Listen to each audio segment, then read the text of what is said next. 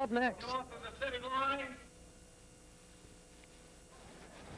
You are looking at the runway. Fireman's Memorial Park in Hempstead, Long Island. Once again, back with the Chief, J.R. Cottrell. And J.R., kind of some tense moments here. We are moments away from our first event, the three-man ladder. What right now is going on with each team? Is there one man taking charge, trying to give that little pep talk, winning for the Gipper or one of them jobs? Yeah, usually the captain of the team tries to take over here and set everybody at ease so that they're not too nervous, although the guys who are running in this event usually are very nervous. Butterflies are flying. What kind of preparation is there before the three-man ladder? That is our first event. It's a five-man drill. What do they go through right before that event starts? Well, prior to coming out onto the street, they usually have a ladder someplace set up where they practice, loosen themselves up, try to get down to their best time that they can run. And then when they come out onto the street, they just try to stay loose. Don't try to tighten up too much or get too nervous. What are some of the specifications on the ladder itself? There is different lengths a team can choose to use, but I know you have a theory that all teams go with basically the same length. Well, in the motorized contest, the teams have a chance of changing the ladder a little bit. In the three-man ladder contest and the bucket contest, we use the 25-foot wooden service ladder, which you see now.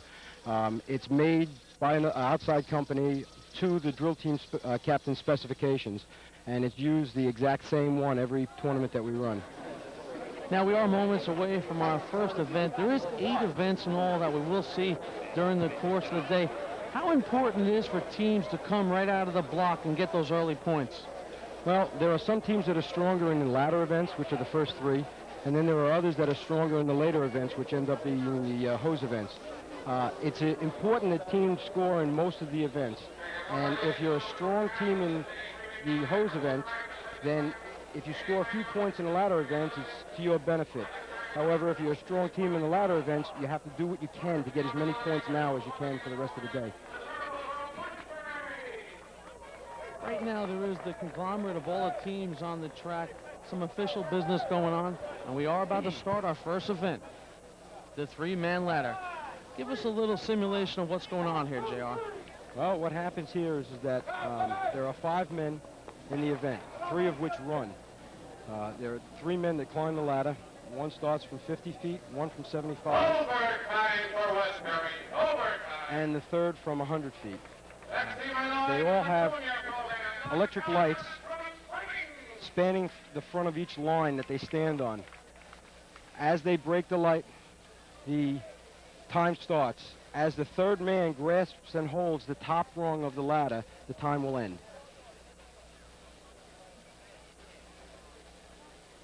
So this is where a couple of your quicker guys on the team will be, your faster runners. Usually you have your fastest men on three-man ladder, but it also has to do with climbing a ladder also, not just running on the ground. You have to be able to combine both the speed on the ground and the quickness on the ladder in order to compete in this event. West Sayville is one of the better teams this year in three-man ladder. And they're up next. West Sayville, one of JR's favorites here in the three-man ladder. They are the team in blue. They are up next. How about that last guy? Is it important for him to give that all-out lunge at the marker? You usually like him to break the light, which means start the clock, because he's the one who ends up stopping the clock. And you want him to be the faster on the ground and on the ladder. And they certainly look like they got a good run going here. Oh.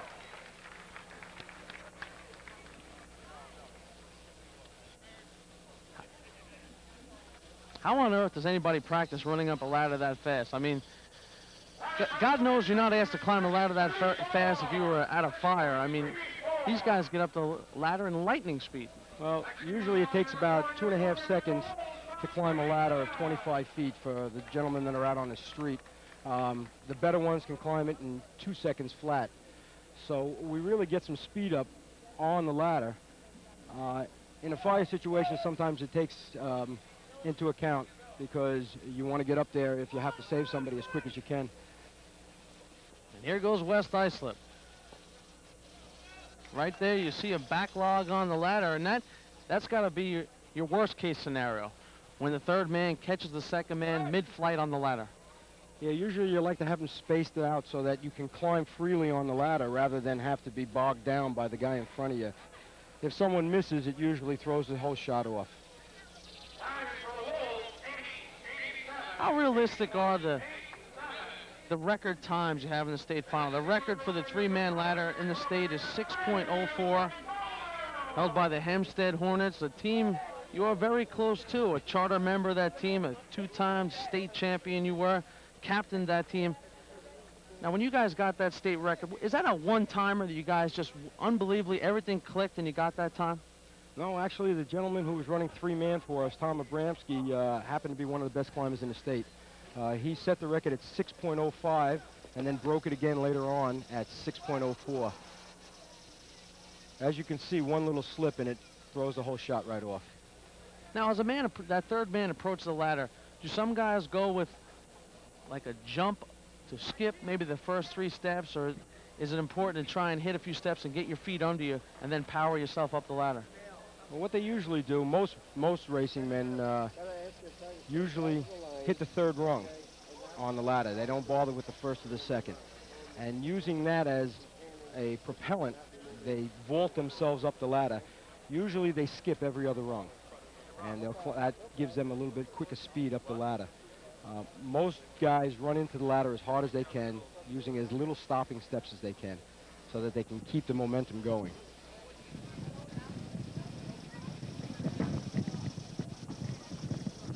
When does the clock officially stop when the third man gets to the top of the ladder? Is there something he has to grab or touch or pull?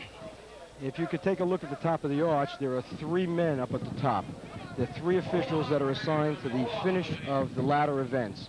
They have buttons in their hand, and all 3 of them have to hit their buttons simultaneously, and that will stop the clock. If one hits it off from the other one's delay or whatever, or if they miss the shot, he'll be eliminated from the time, and only the other 2 will. There are 3 clocks that they use. Now, you symbolized our judges, the guys with the white shirts, and there are many gentlemen in white shirts located throughout the track. There are about 60 officials here today. They only allow 20 to be out on the street at one time. The other 40 are off the street, resting and waiting for their events to be called. They assign them to the events prior to the tournament, and they'll be out. You won't see the same officials in all the different places. The only place that you'll see the same officials is in the first 3 events on the arch. They're the ones that will be keeping the time. And there was a short delay there with the little time problem with the Melville Time Bandits. They seem to have everything figured out. And ready to go.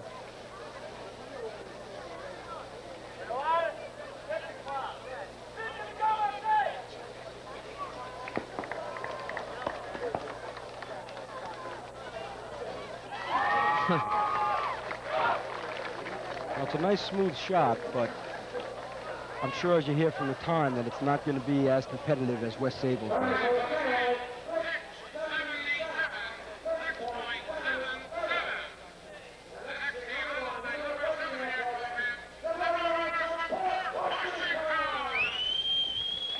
Next competitors, the Roadrunners from Port Washington. On deck, the Redskins from Bayshore, the defending state champions on deck. A little bit of pressure on the Bayshore Redskins, our on-deck crew there, trying to defend that title. Well, they've had an up-and-down year this year, and there's been a lot of teams that have challenged them during the season, winning tournaments in different sites. They're out here to prove themselves and winning it 2 in a row, a repeat. Now, in the sports world, everybody talks about how tough it is to repeat. Would it be the same here in the volunteer firemen's drills?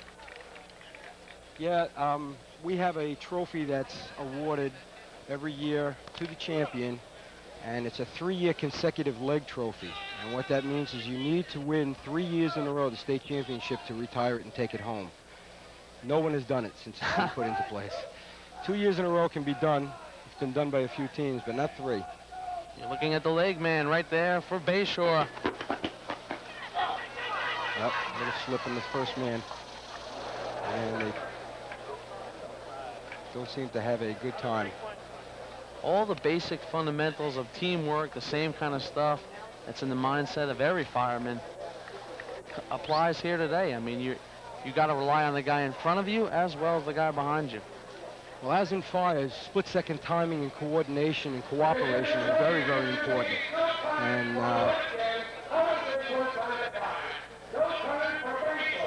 Bayshore has been red flagged. They touched out of sequence. The first and the second men have to touch the top rung first, in any order.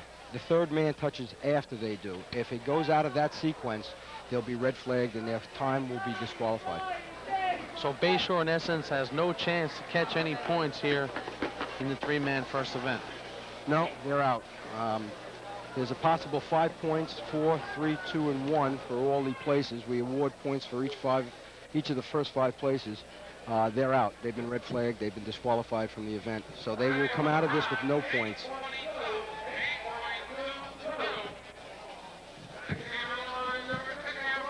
Heading into our 10th team here in the three-man.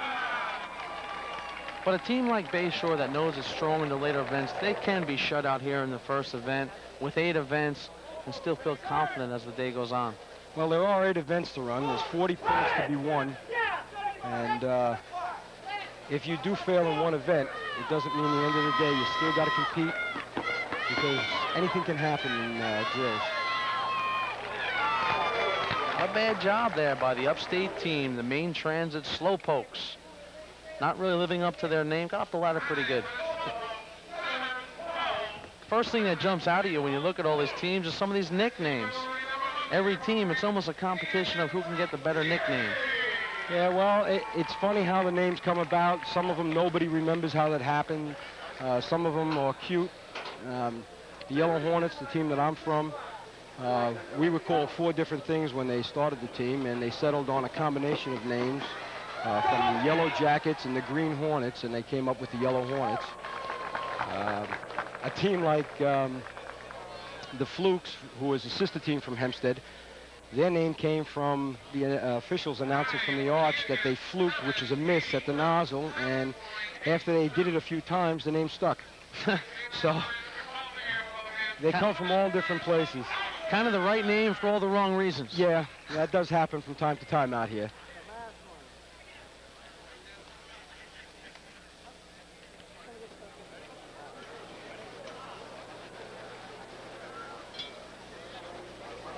Here's our third upstate team, the Wanderers.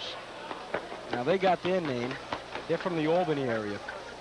And they got their name because they used to travel distances to compete in drills every weekend. So they ended up coming up with the name the Wanderers. I suppose somewhere after the movie that came out. That was kind of different because the biggest guy in that three-man team was the leg man, the third man to go up the ladder. Well, what they normally do in the competitions during your practice time is you'll compete against one another for the key positions. And they'll take the 3 fastest men and they'll put them in three-man ladder. And then they'll determine who is the fastest on the ground and the ladder, the combination, and where you can run your best time from. Right here, the Sayville Blue Jays.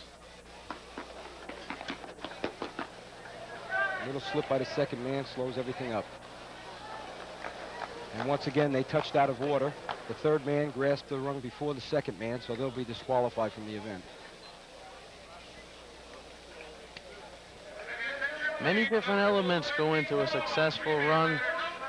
It is really an exact science and also a little luck. Oh, yeah, that happens too. There's a lot of times when you go out there with the best team and it just doesn't happen for you that day. And there's a team out there that's been vying for that first place position, and they end up getting a little luck that day and winning the tournament. I mean, in reality, it has to come down to just hitting the ladder right, each step on that ladder. Oh, yeah. A lot of practice goes into it, so we take a lot of the luck out of it, but it still has to be there. As they say in golf, they'd rather be lucky than good.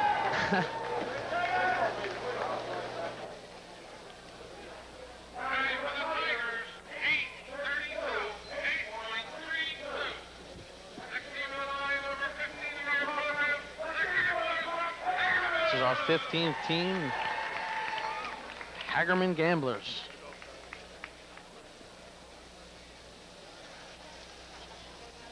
Crowd still filing in here in Hempstead. It is an early day, JR, an all-dayer, they like to say. Yeah, it sometimes runs even longer than that. What we do is we alternate the drill site for the state championship. And at times we've been upstate at many different places. Main Transit hosted it last year, and again next year. And sometimes the tournaments get delayed, and the drill will last until the next day. We've had 2-day drills, so to speak, where they've lasted past 12 midnight. So there might come a time where the lights will go on and we shall go into the night. Yeah, that does happen from time to time. In 1984, when we won it the first time, we did it in Central Islip, and the tournament was over before dusk. In 85, it was in Hempstead, and we ended it just after dusk. We have pretty good fortune down on the island with the way the tournaments go.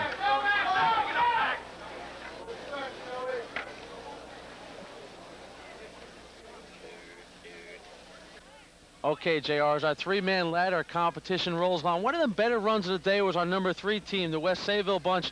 And right now, Trish Bergen has herself surrounded with a couple of Flying Dutchmen. Trish. Thanks, Jim. I'm here with Mike and Rob. Guys, you must have used some kind of strategy to get all 3 of you up the ladder that quickly. How'd you do it? The strategy is pretty simple in this contest. It involves timing. We have to listen to our starter and get off to a good start. And we have to get into the ladder pretty fast, use that momentum to carry us up to the top and grab the top rung. I know that you've been preparing for this event for a long time. What have you been doing to prepare for this particular event? We've been preparing, running a lot up the ladder, practicing the starts, getting on time, all 3 of us. And just run up the ladder so we're nice spread apart so we can get up the ladder real quickly. Did you run into any problems when you were on your way up? No, it seemed like we didn't run into any problems. We seemed pretty far apart, and we just did what we could do. And what place are you in right now? Second place.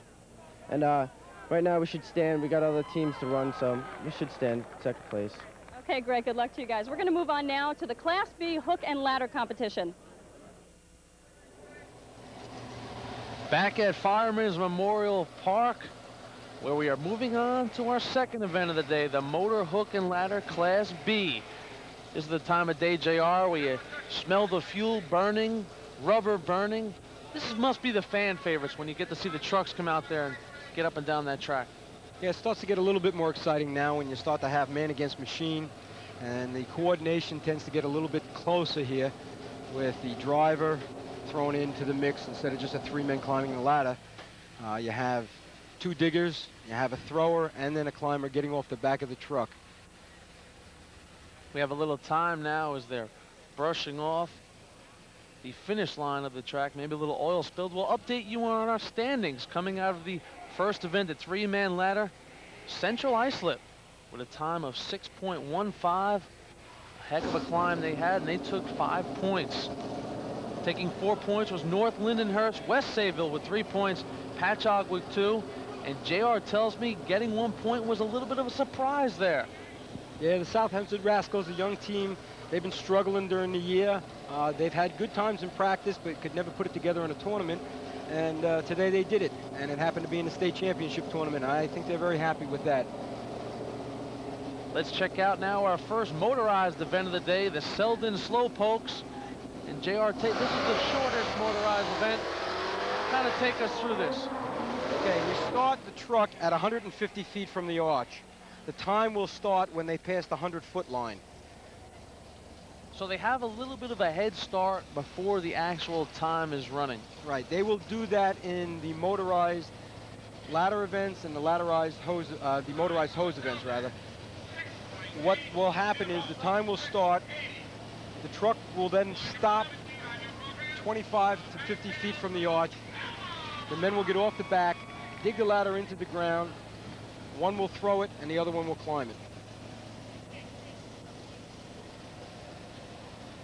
And with any motorized event, you are going to have a little bit of oil spills here and there. Various fluids come out of these highly modified vehicles.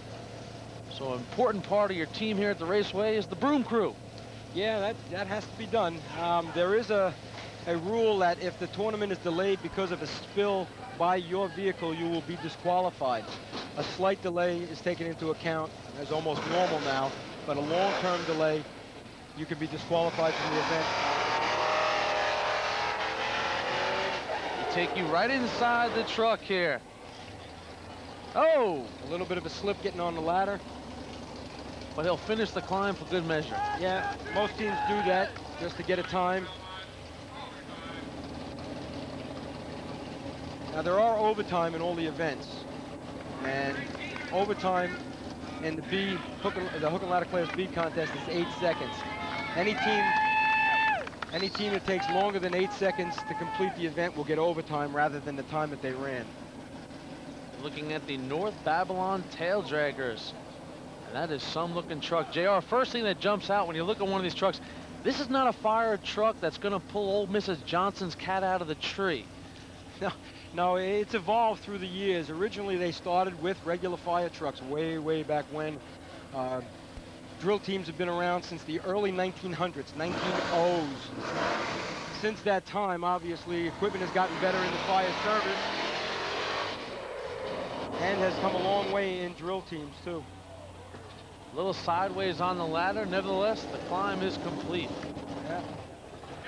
You speak about many different factors in this run.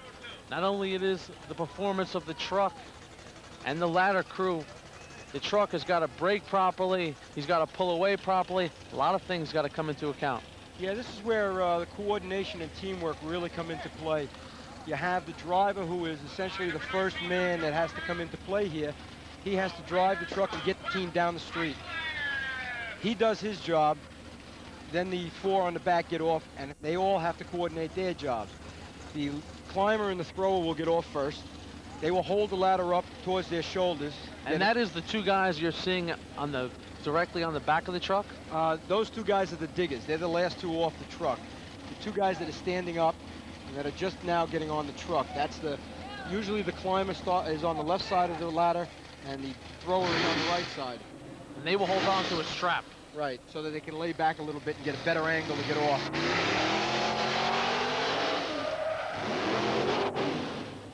Now they get off the truck, they hold the ladder up, then as the truck pulls away, the diggers come down with the ladder as hard as they can, plant it in the ground, and try to keep it there. Then the thrower throws the ladder up, and the climber gets on and climbs it. Now this is one of the teams from Hempstead, our sister team, the Flukes.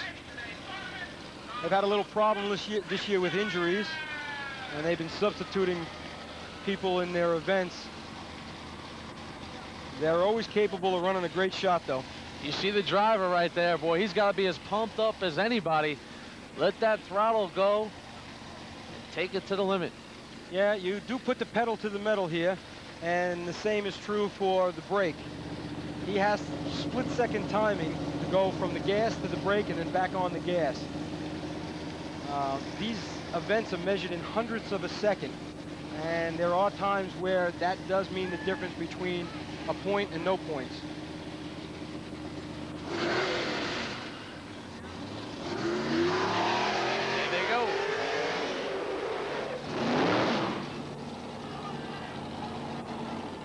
Not a bad shot for what they had to put on the truck today. Doing pretty well. Now, you spoke about some injuries there. I would think that diggers have the greatest chance for injury. They are the guys who are going to hit the ground with that ladder. They really seem to roll around down there. Well, what's odd about drill teams is that we do have our injuries during the motorized events, but you seem to get as many, if not more, in the ground events. It's one of those strange things that happen. Obviously, we don't take 4 people and throw them on the back of a rig and tell them, okay, this is what you're going to do. Everybody is taught what to do. They're slowly broken in, and they're developed through the year so that they know exactly what to do when they get off the back of the truck. The Point Pleasant Pea Pickers, another one of our upstate teams trying to make a name for themselves in Hempstead. A lot of the upstate teams come from the Rochester, Buffalo area, Point Pleasant being one of those. They travel a long way. They're always here when the state drill is down on the island. They always come. Years ago, there was a friendship that was brewed between the pea pickers and the Hornets.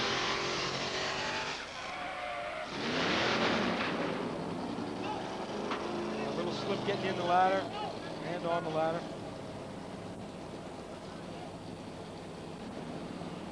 In order to place in this event, everything has to go smoothly.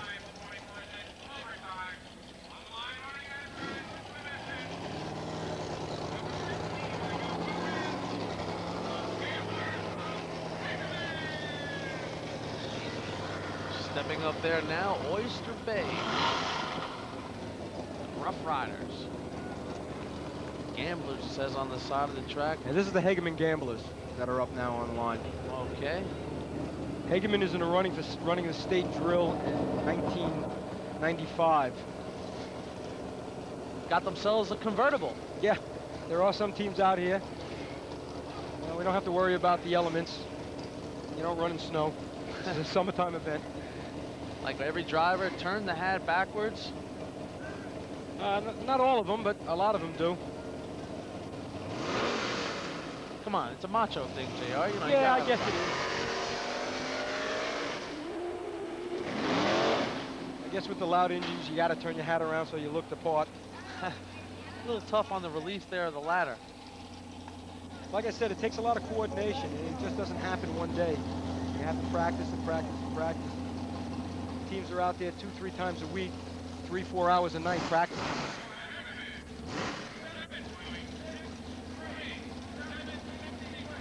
You can see many ambulances on hand here today. Hopefully we won't need any.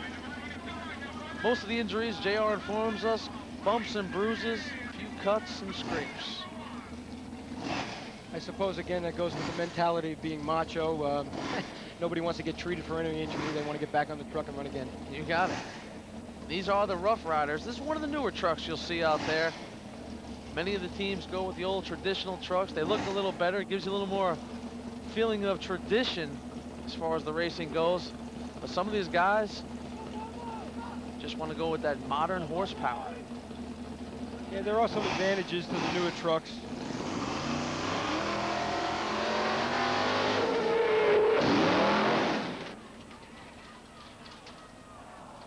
Not a bad run that started, but as you can see, the ladder is on the yellow line. Our rules state that you cannot touch the yellow lines on the arch or on the ground. If you touch them, you're automatically disqualified from the event. It's all in the eyes of safety.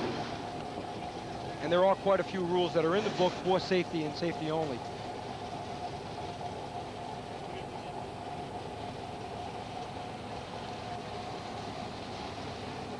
Well, JR, I think it's safe to say that Roslyn has opened up the budget for this truck. Yeah, they The certainly sleek have. design of the Highlanders. Yeah, that's a very modern truck. Well powered. They spare no expense. Nice rims, good paint job. That adds to it too. Some of the teams come out here and they want that rough, tough look and a chipped up paint job. Some of them want a real nice looking clean truck, streamlined. Right there, right on the start line.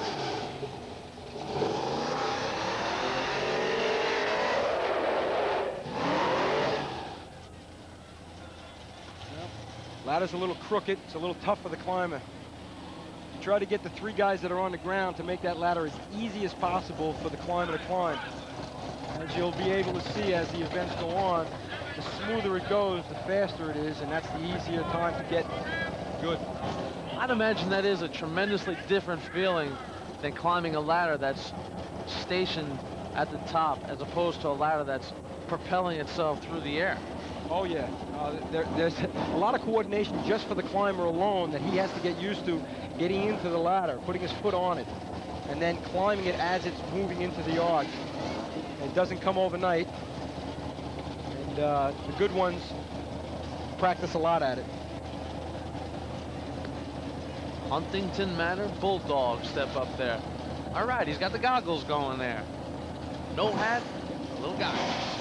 Our rules state that if your head is above the windshield, you have to wear goggles. Another safety rule. As you can see, the ladder was a little low, so it was tough to put in the ground and then tough for the climber to see and get up it.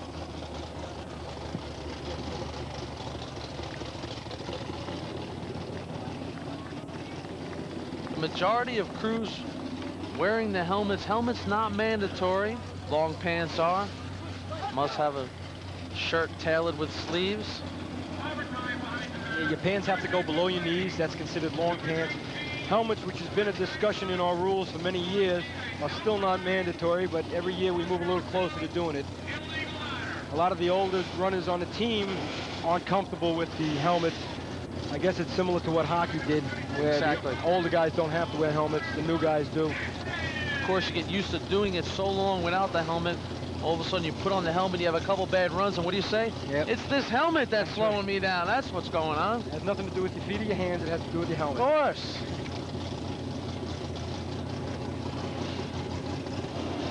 The Mastic Whistlers stepping up to the line.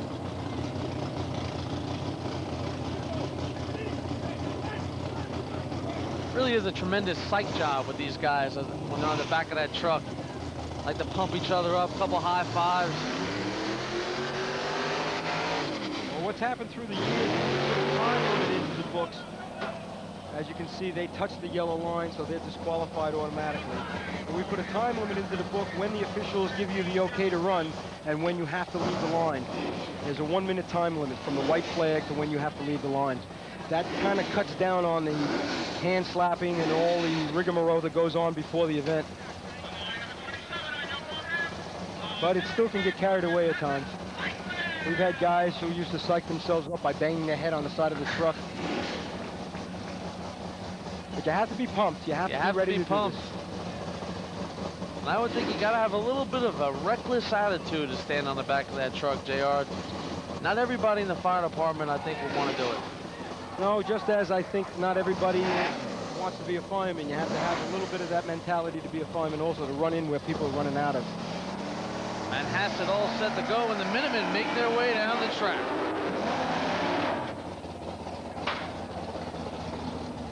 Ladder banged on the arch, threw the climber off a little bit, slowed the time down. You can see there what looked like a fast run. As soon as that ladder banged on the arch, of course, it will throw that ladder for a loop.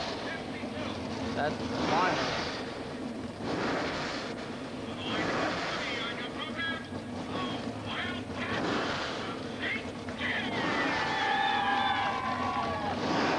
St. James, a team that's in the rebuilding stage. As you can see on the side of their truck, they were state champions in 57, 66, 71, and 72. One of the repeat champions, 71 and 72. You're not telling me they've been rebuilding since 72 now, are you, Jay? Well, you come and you go, you know? A lot of guys come in the department, race for a little while, and then they leave. There is a turnover of men that do this, as well as a turnover of men and women that get into the departments and fight fires.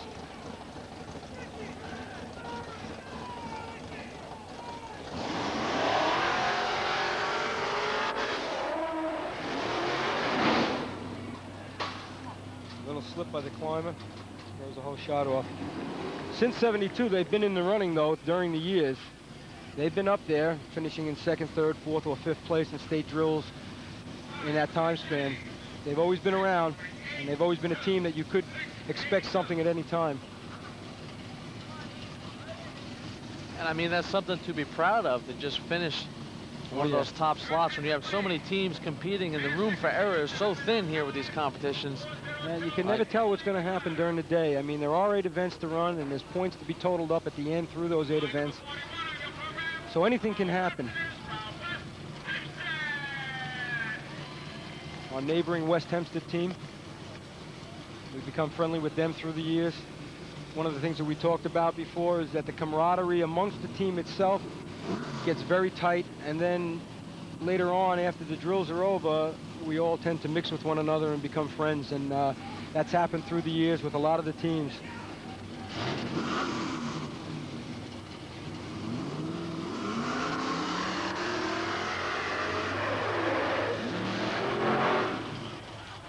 And a little twist in the ladder and throws the climber right off. That run seemingly started out like a good-looking climb, but as you saw that ladder stray right, you knew the climber was in a tad bit of trouble. It's a little difficult to climb. JR, how many different elements of this event have you personally done? I've dug the ladder, I've been a digger, and I've been a thrower, which is the guy on the right side of the ladder. This is North Lindenhurst Piston Knockers, one of the teams that I feel have a shot at winning the state championship today. They finished in 2nd place in the first contest, 3-man ladder. They came out of that with 4 points. This also happens to be one of the teams that we've become very, very close with through the years. from the years when we were just starting out in the early 80s in our winning streaks, winning the state championship, and then throughout all the years since then. A good bunch of guys, and we're very friendly with them. We're very close with these guys. Piston knockers all set after 4 points in our opening competition.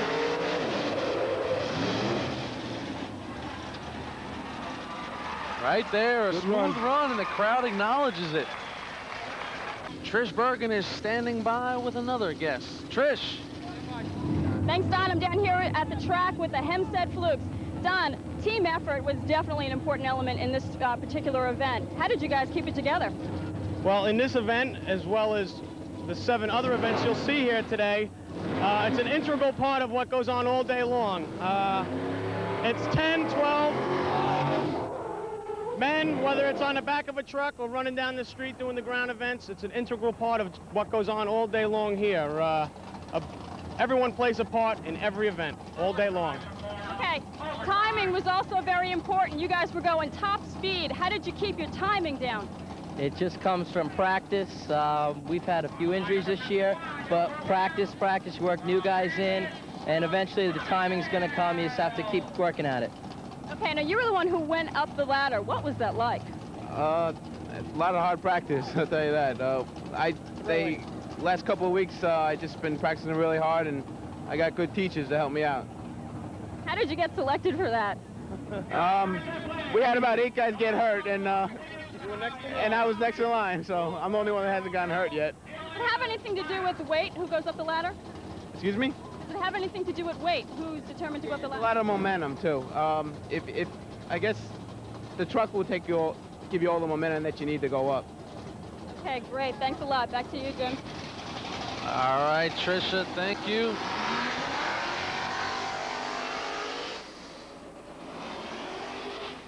How about that member of the team said he's the climber because everyone else got hurt and it was the next guy in line? Yeah, that's one of the unfortunate things that has happened to the Flukes this year. They've had a lot of injuries, some not associated with drill teams, and they've had to move people in so that they could run the events. On the line right now is my favorite, the team that's in my heart, the Yellow Hornets. JR, the former captain of these 2-time state champions, and I know he's going to be doing a little rooting right here. It's going to be tough for him to keep his hands on the table. He's making a few gestures. Now, they've run very good shots this past week in practice and in the last couple of tournaments. They're capable of taking the first place in this.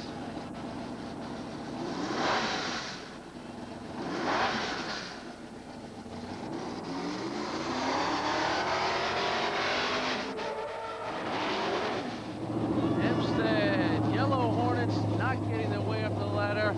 We will get you up the ladder as we continue our coverage here from Firemen's Memorial Park. We'll be right back.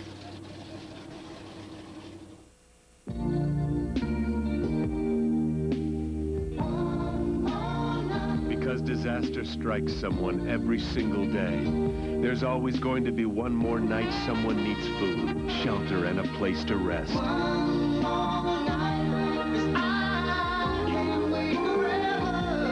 Please support the American Red Cross. Because without your help, one more night could be hard to come by. I'm in the stands here with the Yellow Hornets fan club. Tell us, who are you watching here today? My brother, and he's the captain of the Yellow Hornets. Are you having a good time? Yes, I am, very much. And who are you here watching today? I'm watching my nephews. What is your favorite event here? I would say the event right now, Sea Ladder. Why is that? A lot of speed, it's fun to watch, and it's exciting. Great. Okay, who else do we have here? What's your name? Karen, Karen, who are you watching today? my fiance and my 2 brothers. Wow, you have a whole family full here. Do you get nervous that maybe they might get hurt, or? I get nervous that they might get hurt, but they tell me that they're confident, they know what they're doing, and it's fun to watch. Right, okay, Jim, why don't you take us into our next event and tell us just what's going on? All right, Trish, but you know, first of all, I gotta ask you, JR, it's no secret that my man right here, JR Cottrell, was the former chief of the Hempstead Yellow Hornets. Is that by some coincidence that we found Trish in the middle of you boys over there?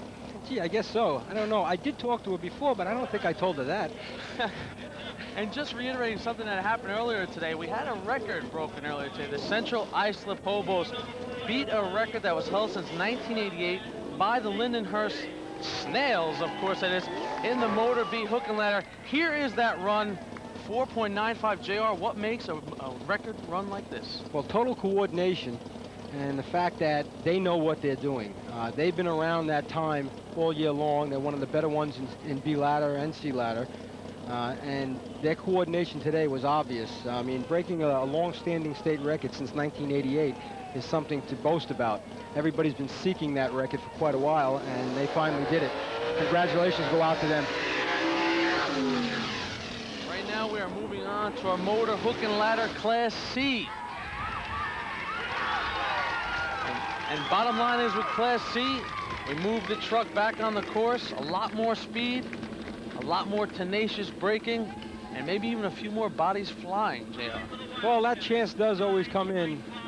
We do move the trucks back. They're faster trucks. They start 475 feet away from the arch as compared to the hook and ladder B, which starts at 150 feet from the arch. They get up to speeds of approximately 70-75 miles an hour before they start their brake, which is at 150 feet. Most teams do. And then they have to brake that 125 feet. The guys jump off the back of the truck, put the ladder in the ground while the driver's pulling away, and hopefully record a good time. I would think this is the one that the fans really enjoy most of all. It's got the speed element. It's got that harsh braking where you really hear the brakes light up. I think this is the one where the mothers, wives, and the girlfriends start biting the nails a little bit. A lot of intensity here. Yeah, there is quite a bit of intensity here. And in this split second,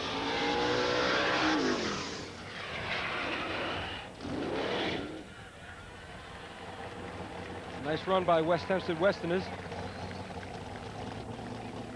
Miss Hempstead in a jet black fire car. Just talking a little more about that Central Islip record. They came in at 4.95 in the motor hook and ladder Class B.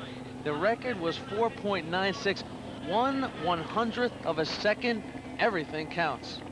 Yeah, it's amazing that can happen. You look at what goes on and you think that you're going to break a record by a lot, but a lot of times it's only by hundredths or tenths or even just 100th of a second. And as you can see on the line now, it's the North Lindenhurst Piston Knockers, one of the teams that are so far in the running for what's going on today. They're in second place, and they're a team that can throw up a real good shot in this event. 6.5 total points for North Lindenhurst as we head into event number 3. Couple final countdowns, last checklists, and North Lindy, there they go.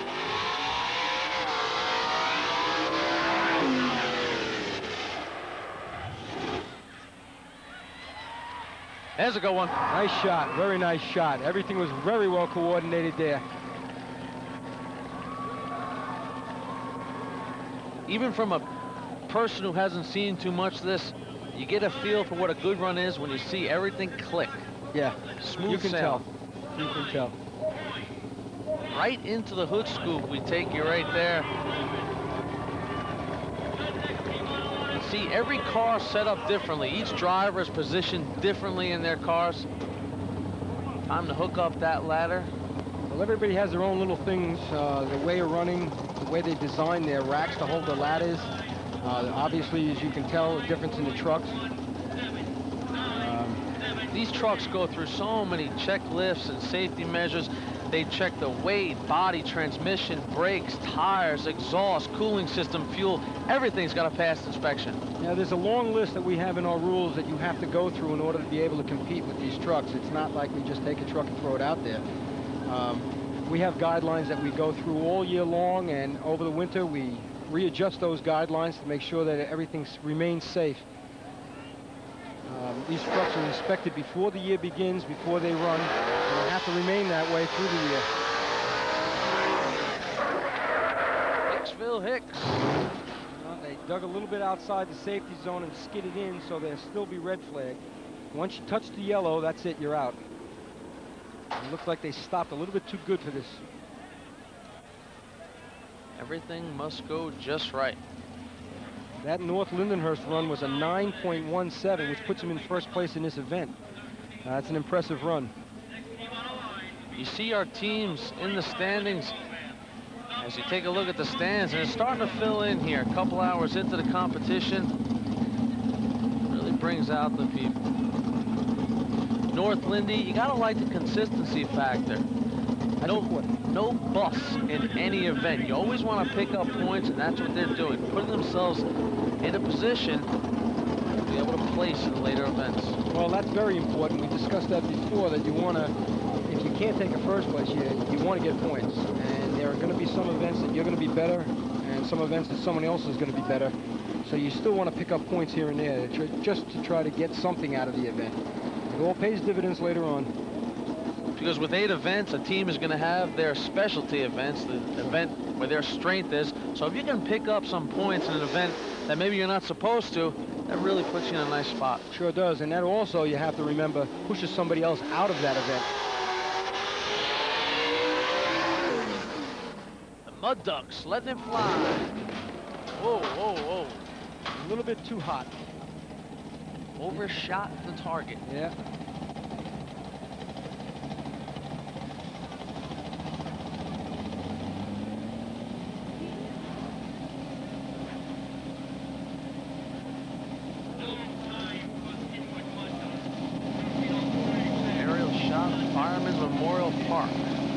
This is the Red Onions from Spencerport. They have one of the more unique designs. They use all of this for aerodynamics to try to get the truck to come down a little bit faster.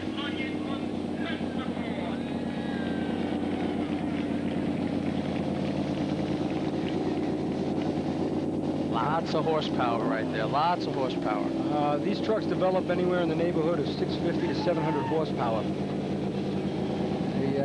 There's some runners out here. Pretty similar to what a drag looks like, but we also combine some other things that you would see in the design of Grand National stock cars, particularly the brakes.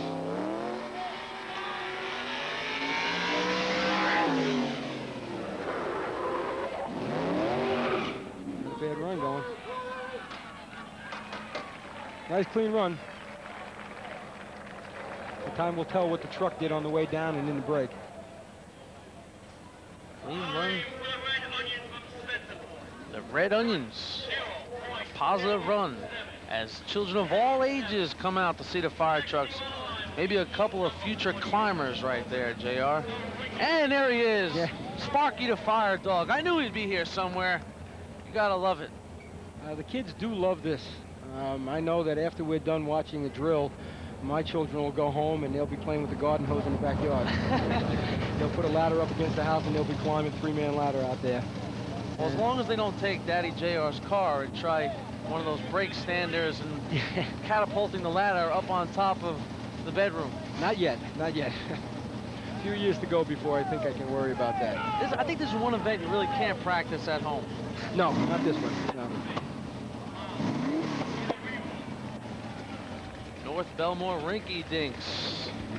Next to step up to the line. Here they come.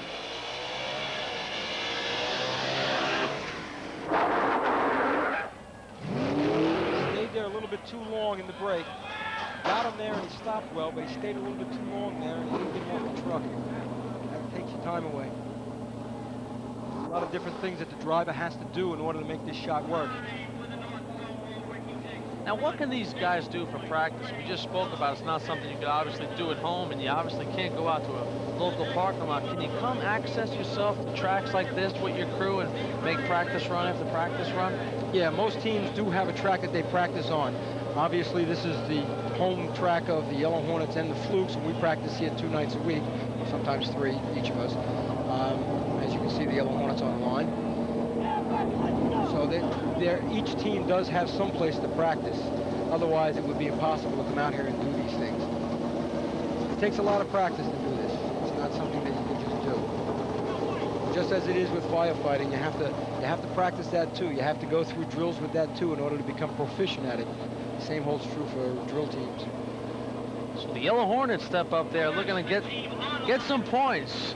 JR was yelling to a couple members of the crew, get some points. Yeah, well, that's what you want to try to do. the situation that we're in now, coming out of two of our stronger events with no points, you want to see if you can come out of here with something.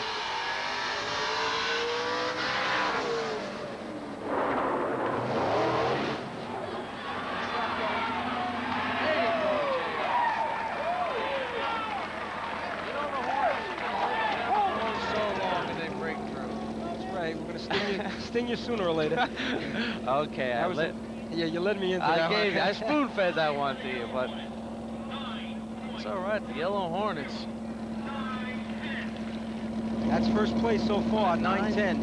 9.10. It was an excellent shot, and it was controlled very well by the whole team. Our driver, Ralph Frail, did an excellent job down there. The truck seemed to go a little bit to the right on him, and he kept it in the patch for him.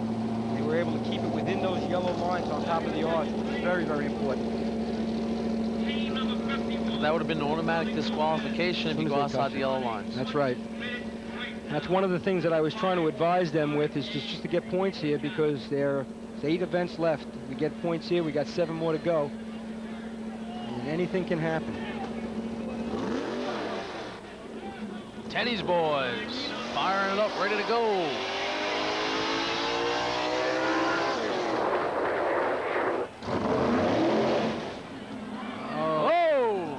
Bad luck there.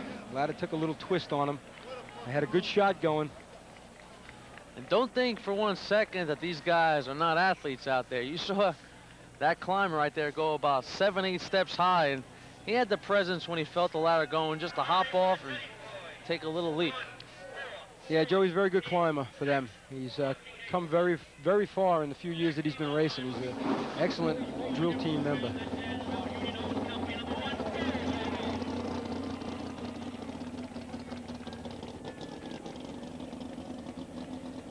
Baby looks almost like the Batmobile. It's the Bulldog Mobile. Union Hose Company #1. This is Dansville from Union Hose 1. They come from upstate also, up in the Buffalo, Rochester area. Way up the thruway. Yeah, it takes quite a while. We'll be going up there next year. The state drill is in main transit next year. So we'll be going up. That's right next to Buffalo. We'll be taking that ride. All the teams from Long Island, well, most of the teams from Long Island, I should say, will be taking that long trip up there to compete next year. From what I understand, Dansville's been running pretty good up there for him.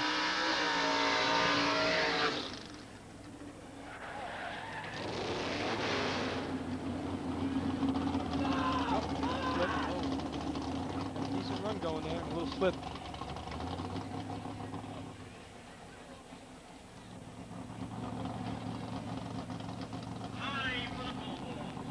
I could see your point of contention, how tough it is for teams to repeat, because it's a one-shot deal in these events. Yeah. A little slip here, a little poor break there. Maybe the motor breaks up here and there, and you don't pick up any points in an event. It can spell trouble. Well, one of the things that's a little different, you come out on a Saturday morning and you start running in these events, and like you say, you get one shot. Practice is usually in the evenings after you're done working. You know you're going to have more than one shot in practice, so if something gets messed up in one shot, you have the next one to make up for it.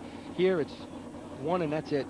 So you have to do what you can do in that one shot. And it's a little different on a Saturday. These guys are getting used to it. And that is one of the factors that goes into repeating.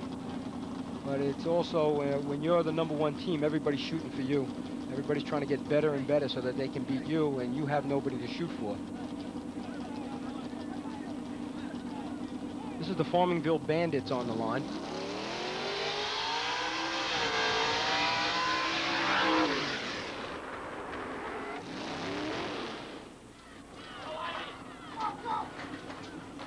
Fairly smooth run, a little bit of problem putting the ladder into the ground. The diggers didn't go down together, and it wobbled a little bit, or walked on them, so it makes it a little tougher to get in and climb. Now you might notice down by there, the pits, there's many gentlemen standing around in those white shirts. They are our officials. They have the do's and don'ts. And our very own Trish Bergen is standing by with one now. Trish. Thanks, Jim. Jim, we're down here at the track right now with Dan Broadwell. He is one of the chief officials in this entire competition today. Dan, you have to make some very important decisions. What kind of decisions do you have to make on this particular event as far as the problems that they run into? To make sure that all the teams run according to the rule book And it's such a precision amount of timing here that everyone has to definitely run in a very precision manner to get a correct time. If for any deviations from the rule, the time or the team will be disqualified and thrown out. That way it keeps it very even for all the teams competing. What was the most difficult decision that you've made today? I think probably I make executive decisions, so to speak, and it was on a protest of one of the teams, and it was on a judgment call, which does not necessarily allow a protest, but I had to come up with whether the team should be allowed a executive hearing and to give them a rerun just so that we had a time. It's getting into executive decisions. I have a very competent crew of officials working out there. They've been on this track for many years, and I put all my trust into those, but I do have to be available for these major decisions. Okay, now you have some teams from Monroe County, and I understand that you are also from Monroe County. Is it difficult to try and keep yourself from being biased? No, I can separate myself but completely from the other teams running. A lot of times I'm involved on the track and I don't even really know that they're running. My mind is totally onto the drill as a total overall operation and not any particular team. I get excited when I see a rerun or a record run such as was done here earlier, and it's really super. Right. Okay, Jim, we're going to go back to you. You can catch up with me later on. I'll be at a different event or a different place. Trish, I will certainly find you wherever you go. And JR, an exciting finish there to that motor hook and ladder Class C centralized slip, not letting anybody down. The Yellow Hornets, they got you some points there in second. Oyster Bay with that late run right there got themselves on the board. Yeah, Oyster Bay scored well in B ladder with a second place run, and now they scored again for third place in C ladder, giving them a total of 7 points so far, and they're doing very well in this tournament. They're one of the surprises that I think are going to be coming out of here. But what you have to look at is the Central I-Slip team. Here they go with their third straight event, taking home the big points. Here's their event. Take us through it. Well, it was an excellent run all the way from the start to the finish. As you could see, the driver had to steer the truck a little bit at the end to keep it straight. The dig was a little bit to the right, but their climb at Chucky is phenomenal. What a great climb he just had on that ladder. That was a terrific shot that they just put up. Awesome. Certainly Chuck did the job right there.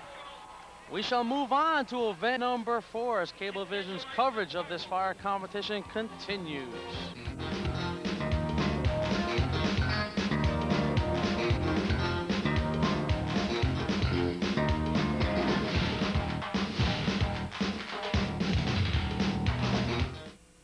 Alcohol abuse. It hits you right where you live, shattering families. Shut up, Jennifer! Leave her alone! Get out of my way! Turning our highways into battlefields. Dispatch, this is 165. We've got a fatal. Send the crew. Roger, 165. Alcohol abuse. It doesn't have to hit you where you live. Give your town a fighting chance. Call 1-800-ALCALLS. An interesting point about this event, which I just learned, is that this isn't it for these guys. They're going on. They're going to continue this on September 18th. They've got a big day coming up, and it's to raise money for the Cancer Society. Kathy's from the Cancer Society. She's going to tell us all about it. The American Cancer Society funds many different programs on Long Island, and these volunteer firefighters do this all summer, and on September 18th, they're doing it again to raise money for the American Cancer Society to fight cancer in kids on Long Island. How much money do you expect to raise? We hope to raise at least $25,000.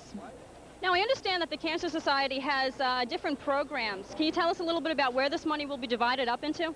Sure. A lot of different programs for kids with cancer go on throughout the year, but this summer we have a very special program called Camp Adventure. It's our 4th year, and from August 22nd through the 28th, we have a camp for kids with cancer. It's free of charge. They stay there for a whole week. It's all funded by money that are raised from events like this fundraiser on September 18th.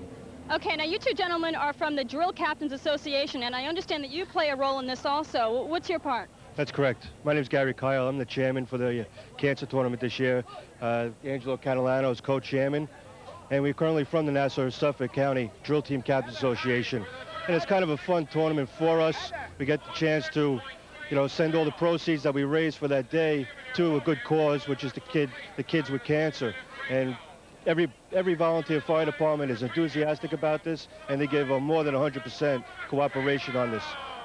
Excellent. Well, good luck to you. Okay, I think we're ready for our next event. It looks like these guys are setting up. Jim, if you could tell us all about it. All right, Trish, and we certainly will tell you all about it as we head to our 4th event of the day. The Motor Hose Class C with a state record of 12.41 held by Patchogue. But the first thing you got to be thinking about, JR, is our current standings. Yeah, it's getting interesting. Central Islip has done very well in the first 3 events, but there are a few teams that are still right at their feet. North Lindenhurst coming in at a close second, 8.5 points, 6.5 points behind the Central Islip team. In third, we're checking out at Oyster Bay with 7 points. 4th place right now, West Sayville at 4.5. And yes, in 5th place, right up there, the Hempstead Yellow Hornets. Well, the day is still young. There's still plenty of time for us to score some points as far as the Yellow Hornets are concerned. One of the surprises for me for the day is the Oyster Bay Teddy boys. They're doing very well today, going without any points in 3-man ladder, and they scored 2nd and 3rd place in the next 2 events. And that should give them a good boost coming into C-Hose. Now you're looking at the entire track, and we are using the entire track here.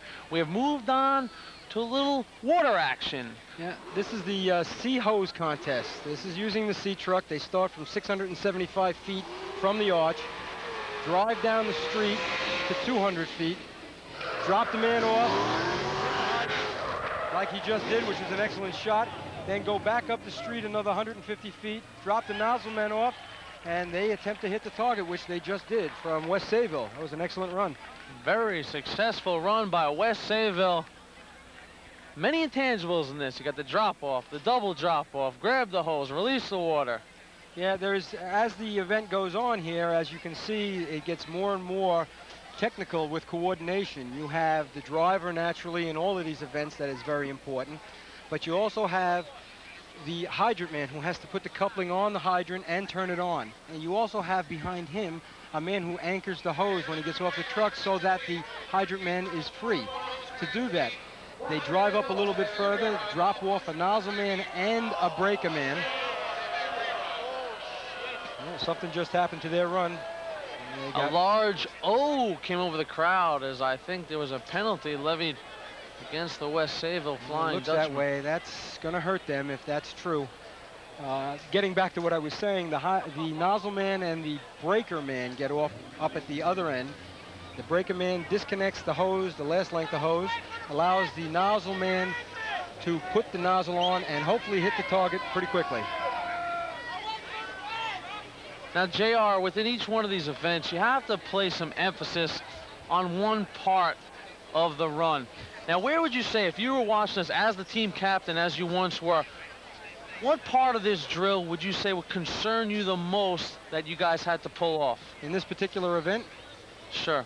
In this particular event, I used to be the nozzle man for the Yellow Hornets when we won the state championship. In my eyes, that's the hardest position to run in this event. However, you'll hear different from hydrant men, and you'll hear different from the driver. It's a pretty difficult call. You have your in-front players, the players who hook the hydrant up, who put the nozzle on, who hit the target, who drive the truck. But there's also the background players, the guys who do the support work on the track in that run. I had mentioned once before that when we won the state championship, we had the best climber in the state at the time, Tom Abramski. Well, behind the scenes a little bit was his brother, Joe Abramski, who was the thrower for Tommy, so he could climb the ladder. He was the anchor man for Tommy so that he could hit the hydrant. He was the top man in buckets. There are a number of different people behind the frontline guys that everybody sees and cheers for that have to do their job. But I would say probably the most difficult of those three, the driving, hitting the hydrant, and the nozzle. I think the other element that's thrown into play here is the water itself. And we did have a little downtime in between event 3 and 4 because there comes down to that inevitable water pressure check. Yeah, what they do is we have set up in our rules that in order to run this contest in the state drill, the water must be timed through 150 foot of hose and have to be consistent through that hose. What we've done here at Hempstead is we've put up a pump house so that we could get consistent water, and that's all that that pump does, is pump for this tournament and the practices that we have. Now, what they tested through is hose that's supplied by the Drill Team Captains Association, who are the people who govern and run the tournaments, and they test the water. The water must be tested through the I believe it was 146 feet of hose to be within 4.1 seconds to 5.0 seconds. Once they get it in that range, it has to stay consistent for the entire day.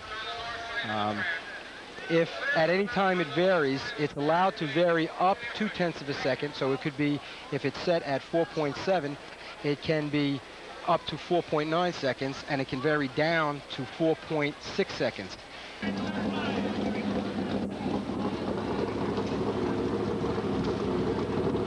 Looks like the Melville Time Bandits are up.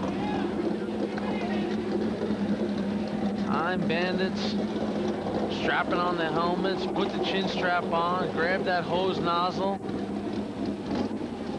Oddly enough, I also play softball for the Hempstead Fire Department in our leagues, and in our softball tournaments we developed quite a relationship and a rivalry with the Melville Fire Department softball team, who has been very, very good, and we've got a lot of friends on that team also.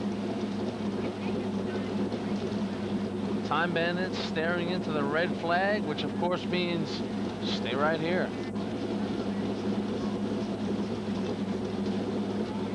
Final preparations done on the track. This event tends to take longer because of the fact that water has to be cleaned up after each shot to make sure that it's at least equal for everybody to run. As you can see down at the hydrant area, they're cleaning up water that's spilled out from the hose and at the hydrant, so that it's not that slippery for the hydrant man.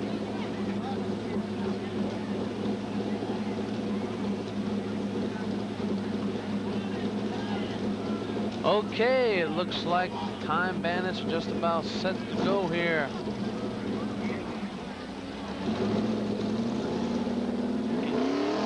Here they go. Coming at you in the striped shirts.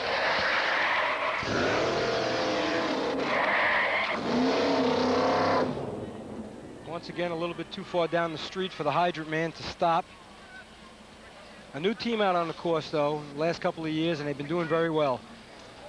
Now, those guys overshot the hydrant, so basically when a team nails the hydrant, that water should be on its way before those guys have solidified themselves on the ground with the hose underneath them. Oh, yeah. What happens is, when you'll see a good shot here coming up soon, the hydrant man will turn on the hydrant, and water will be going through the hose that's in the street while the rest of the hose is still on the truck. When the nozzle man and breaker get off up at their spot, when they go to the coupling, there'll be water in that last length of hose. It'll be right behind them. And most times you got one shot at it. So for a nozzle man and breaker, probably the worst feeling in the world is when you hit the ground with the hose and you wait. Yes. And you wait and you wait because you know something did not go right back at the hydrant. Yeah, it's a very discouraging point at that point in time. It also throws you off a little bit. When you practice this event and you practice it to run a good time, you end up running so that you have water shortly after you connect the nozzle. If you wait a little bit, you tend to tighten up or relax, and it throws you off with your shot at the target.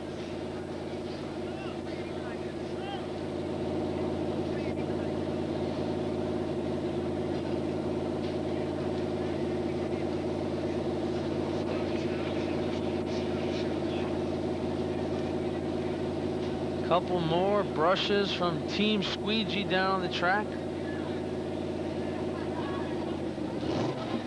Our next fire club is all set to go. The turn of the key. Motors roar, those header mufflers heat up. Here they come.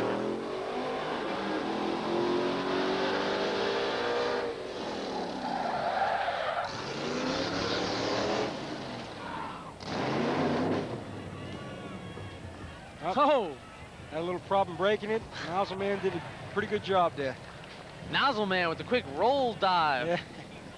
Looked like he was working for the SWAT team.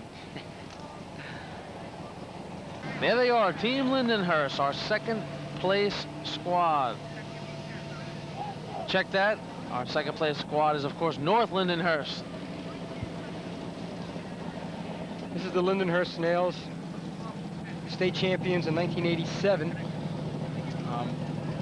Neighbors of the North Lindenhurst Piston Knockers. And at one time, they were all part of one community. In 1957, they separated North Lindenhurst from Lindenhurst.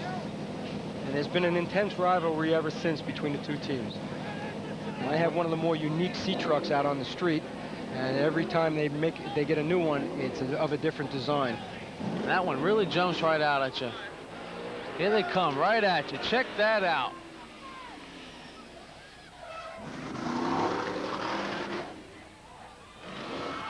Not a bad connection at the hydrant. If you can hold it on up, it blew off. And that's why there's no water up at the nozzle. And here it comes. He reconnected it. They came so close.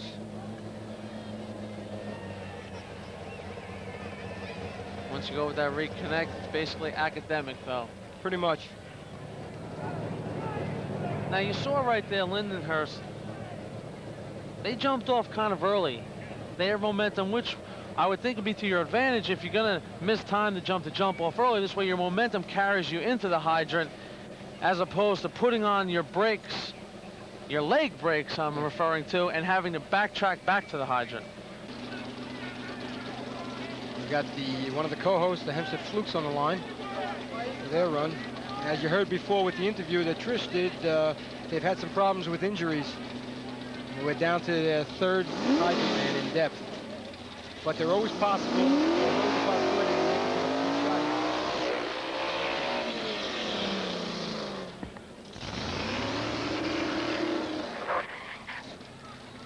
Not a bad hook up at the hydrant. And a decent shot at the target. Not a bad job. A little bit slow leaving the hydrant, I guess, because it's the third in depth at hydrant. They're a little concerned with, plus he's one of the chiefs in the fire department. I don't think they want to hurt him.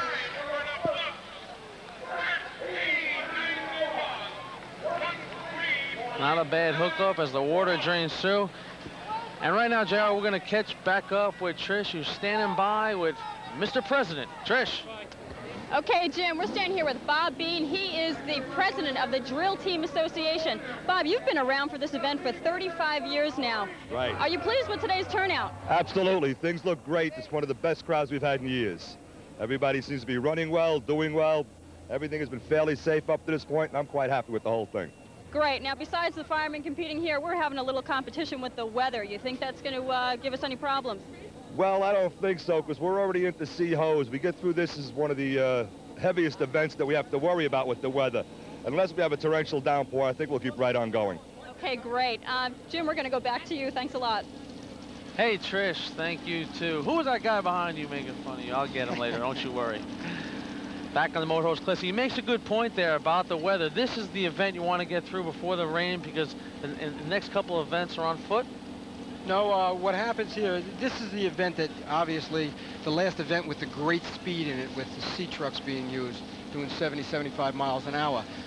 When we get to the next event, which is the Motor Class B, Motor Hose Class B, it's a little bit slower. We'd like to get through B hose before any rain comes down. The problem they have is obviously with slippage of the trucks and the gentleman getting off the back of the truck. So, but it doesn't seem like it's going to be anything too bad. From my vantage point, it looks like it's just going to pass by pretty quick. Just enough to annoy you, a little raindrop. That's right.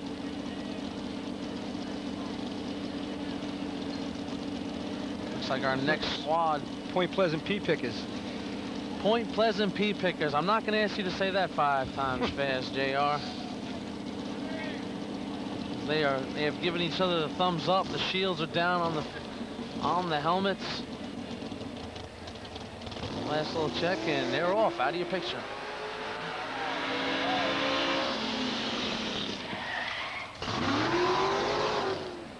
Not a bad connection. Yes. Pretty good if they can get it on up there. No trouble. Got it on.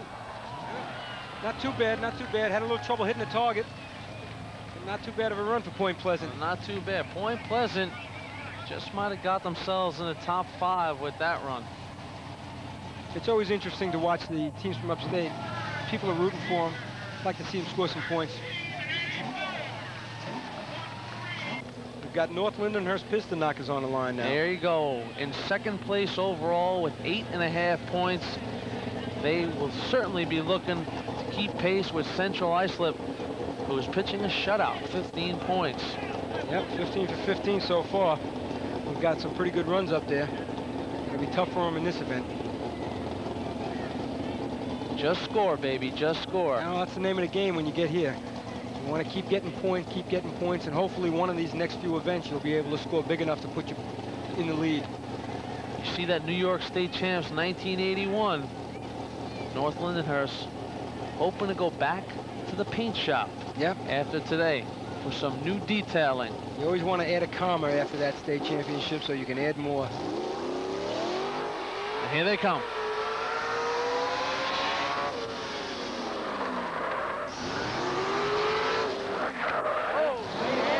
Good shot going here. Excellent target hit. They got a good run going there. North Lindenhurst continues to excel in every event as they put up a good run. He connected the coupling excellent on that shot, just missed the handle on the first swipe, which delayed the time slightly. As the hoses are rolled up, we're going to roll up our sleeves and send it over to Trish, who's standing by. Okay, Jim, we're here with Larry, and he's from the West Hempstead Westerners. Larry, you were at the end of the hose where they connected to the hydrant. There's a slight hesitation there from when the water gets down to your other teammates. What's going through your mind? Basically just trying to keep the hose still so the hydrant man can get it on and make sure that it gets enough turn onto the hydrant so that when the water goes through, the pressure doesn't blow it off. Because a lot of times if it's not on quick enough, it blows off real fast and everybody gets wet. There must have been some kind of a rush of adrenaline for you, huh? That's why we do this. There's no real other reason. I mean, it's fun. We do learn a little bit about firematics, and, you know, it gets our response times real quick. But the rush it's a real good rush. It's a real good.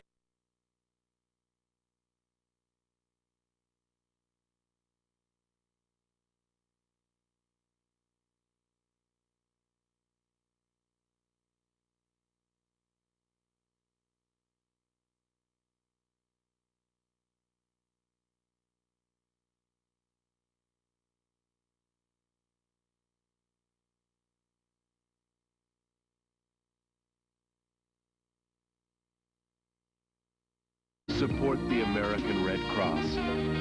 Because without your help, one more night could be hard to come by. Okay. This competition. Now, these guys aren't kidding around. They're really into this team spirit thing. This guy actually has the name of his team shaved into his head. We're at the starting line of a new event. It's called the Efficiency Competition. Can you tell me exactly what you guys have to do for this? I noticed that there's no automobiles involved in this at all. Well, in this event, there's 8 men and 3 lengths of uncoupled hose. At the start, 2 men will couple the couplings, and now the hydrant man will put the hydrant coupling on the hydrant, turning the water on.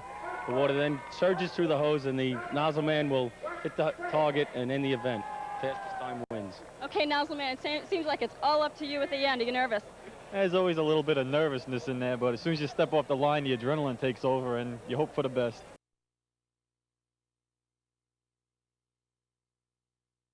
What happens if there's a fire in your town? Who's going to put it out? So basically, you know, field cover for everything. Okay, great. Jim, these guys are just about to take off. If you can just tell us a little bit more.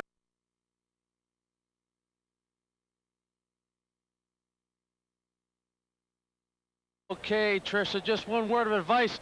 Make sure you wash your hands after playing around with those snails. You got that? I was just telling you, make sure you wash your hands when you play around with those snails. Okay, JR, we move on. My fire expertise, I know efficiency is 8 men, 3 hoses, and a target. You fill in the blanks.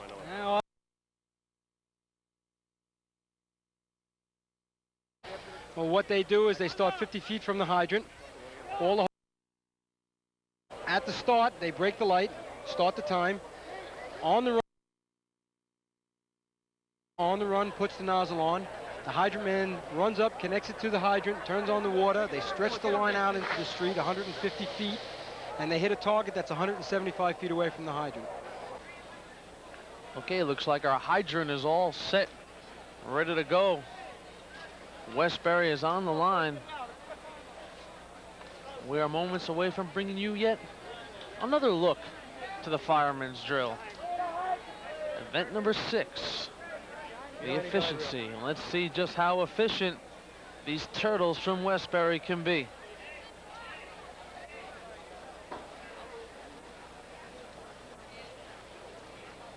Officials are off the course.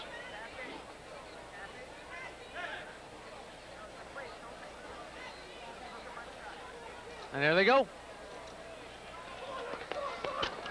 Not a bad hookup at the hydrant. They got the hose out pretty straight. All the little kinks in the hose slow the water down.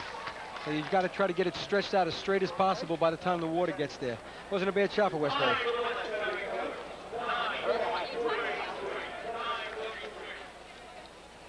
So the guys who are on the shorter end of the hose actually have to know where to stop. Pretty much so. Basically what you try to do is the one guy who is behind the hydrant man will anchor the hose, and then the other guys try to stretch it out as fast and as straight as they can do it. Usually what ends up happening is they go to a spot and they get turned around. Right. And then that's when they know when to stop, put the hose down on the ground and keep it there. Although now you have to be careful against jerking the hose, because as you say, that could cause a kink. Yeah, you don't want a kink. A kink will slow the water down, and especially in this contest, it's very important to get it straightened out all the way, because you're using leg power here instead of horsepower. Now, of course, you have team number 2 attaching their adapter onto the hydrant. How many different variations of an adapter would you have for a hydrant? Well, there's not many, but everybody gets used to their own. Usually they use one that's at a 45-degree angle. Some teams come with ones that are straight. Clayton, who is up on the line now, has a straight adapter. It's your preference. There are different hose sizes that you use. There's 3 allowed to be used, and everybody has a different hose. So Also, the target is positioned in a different area for this event. Now, what they do is they move the target from the the right side of the course out to the center of the course. So here goes Clayton for the sprint.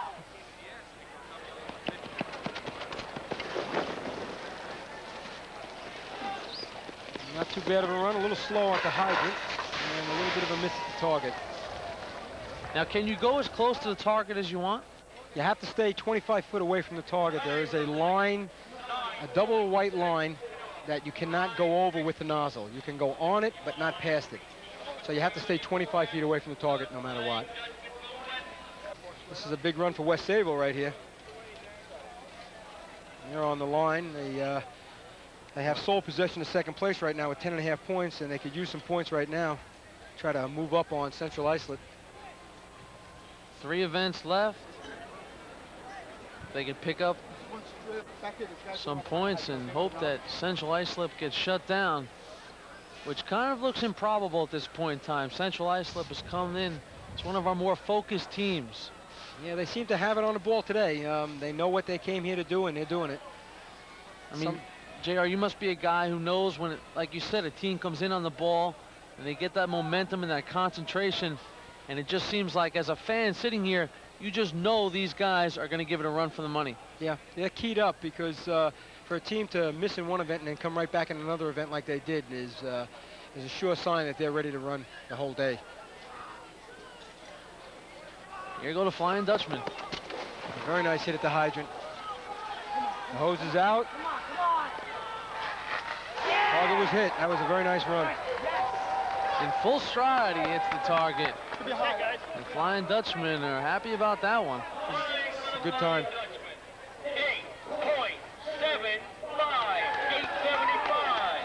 8:75 is an excellent time. It's only 11/100ths off the record. That puts them in a good spot.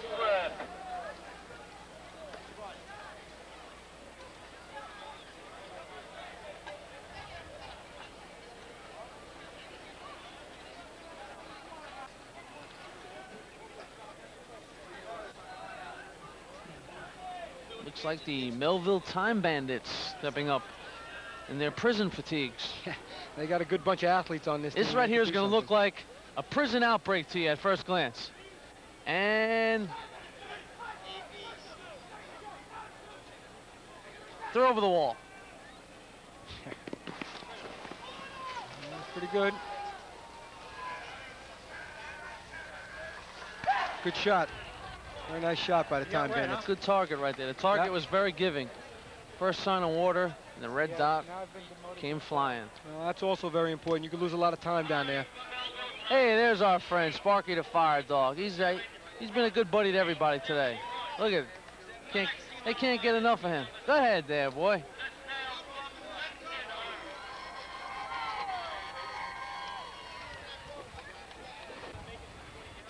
We've got the St. James Wildcats that are on the line. Look like they're ready to run.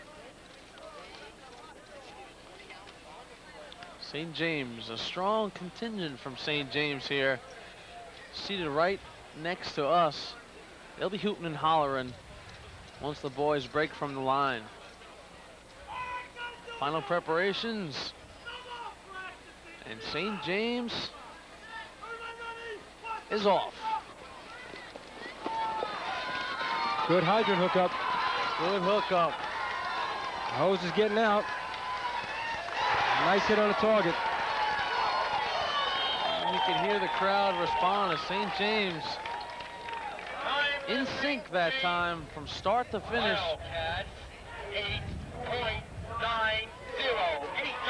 With an 8.90, which puts them third right now. So a good run for St. James at this point in time.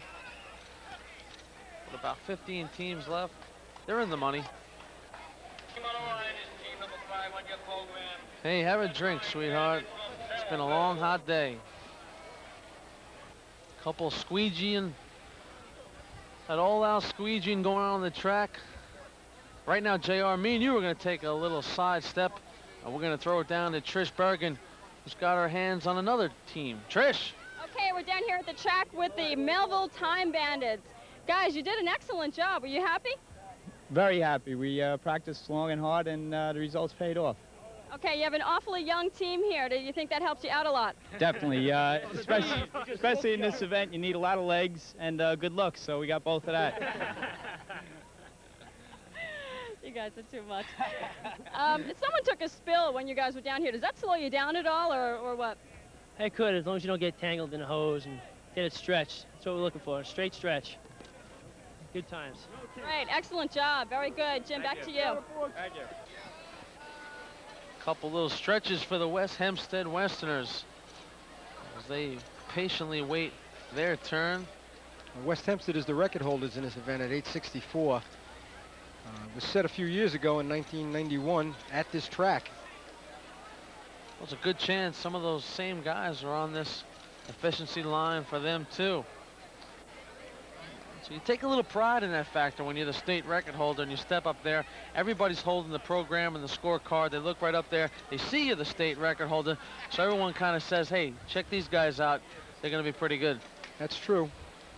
For a while, I was on a couple of the state record holding teams, and that's exactly right. You feel the pressure. You feel like you want to perform for everybody because they know you're center showcase. Well, there they go. Nice hydrant hit. And a good target here, too. Good shot by West Hempstead. Time for the Westerners, 8.87. 8.87, so they will slide ahead of St. James and take over third place. So we've seen two good runs here. Back-to-back, St. James Wildcats, then West Hempstead Westerners doing them a little better.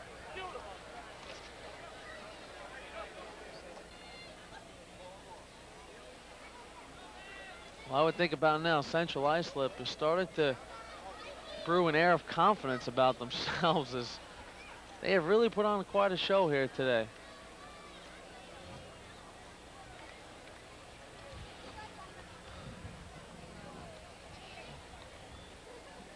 Track is done, adapter is in place. Final signals are being called by the drill sergeant in charge.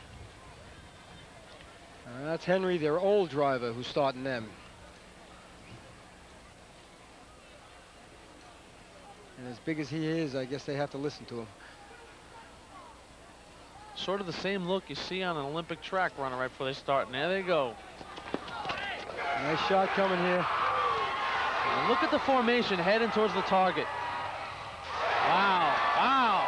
That's a real nice shot. Good shot by the Niles man, Bobby Miller. Excellent, excellent work. You could just see them heading towards the target. 4 men side by side, full speed. We'll just wait and see what the time is. Look at the anxiousness on the part of the Central Islip. They know they kicked off a good time right here.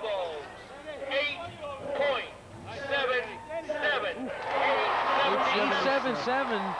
So they'll take into 3rd place right now. West Sayville just sneaks by. But once again, they did what they had to do. They picked up 3 points. Exactly right. Lessening the differential. West Sayville only picks up 1 point. Well, folks, get ready to fasten your seatbelts once again. The cars are coming back out. When we return, the motor pump.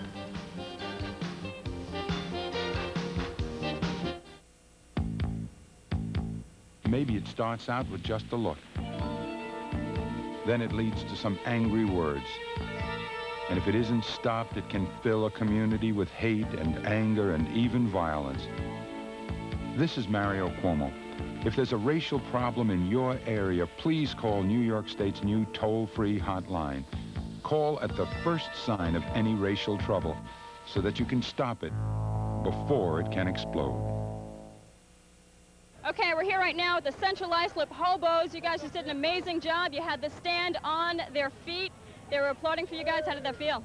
It's an awesome feeling, honestly. It's we practice this contest all the time, and to run it like that was really nice. It felt great. When you guys came down the track, you were one right behind the other. You got the hose to the target. You hit it right on the head. How did you manage to do it? Well, like I said, it's a contest that we take pride in. We practice it a lot of time because it's a team contest. It's 8 guys running together, and that's what makes it so satisfying to run like that. Okay, if you could have done it over again, would you have changed anything about it? No, we usually don't change anything. The way we practice is the way we like to run in a tournament. That's basically one of our practice shots that we just ran there. Okay, so you're saying you just hit it right on the head? Yes, you could say that. How are you standing right now as far as the overall competition goes? Right now, we're leading the drill at this stage of the tournament. Excellent, congratulations. Okay, Jim, we're going to go back to you. We'd like you to take us to the next event. All right, Trish, thanks once again. Central Islip getting it done. The last team on there, they come through in the efficiency, scoring points, and they really have set the stage here for West Sayville as we come into the motor pump. West Sayville 7.5 points behind. They must score in both of these last remaining events or they are eliminated and Central Islip walks away the winner. Well, that's exactly right. They have to score and Central Islip can't for West Sayville to have a chance in motor pump. Right now they are 7.5 points behind. They would need 8 points, any combination of an all-out victory, a 5-point victory, and then a 3rd place to get that 3 points, or 2 seconds, 4 and 4. But then, yes, they have to hope Central Islip gets shut out, which they have shown no sign of doing so far today for 2 events in a row. So West Sayville steps up in the motor pump. Good hydrant hookup. Hose is out, no kink, new target hit. Not a bad run. Now you just got to see what's going to happen with the rest of the event. Not a bad run. They seem happy with it. But all that's left to do for West Sayville is play that waiting game now. They're going to have to wait all the way for Central Islip to step to the line. And then they will know their fate. 6:84 is the time that they ran. That's not a hard time to beat. The problem that they have now is they can't allow 3 teams to beat them. If they come up with 2 points here, it's impossible for them to catch Central Islip.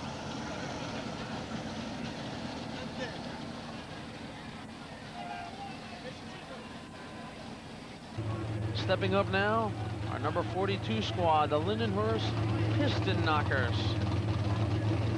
JR, the times have not been as low as you expected today. No, this event usually we run in the mid-6s with all the teams that score. Right now, first place is a 684 and the second place is a 685. I expect to see something come out of North Lindenhurst here. They're capable of running a real low 6 here. And they need something. They want to get into contention for second place. Piston Knockers looking focused and fired up as they await the go signal. Just what is that water pressure like coming out of that hydrant off that initial hookup? Oh, it's pretty tough to handle. You got to be awfully strong if you don't put that on right away to get that coupling together. There's the approach. Shot. Oh! Excellent shot. Excellent shot. Looks like they're going to take over first place here. You don't need an audience just to tell you just what happened there. You heard the crowd give that, oh, because that target came up right away. That looks like a low 6.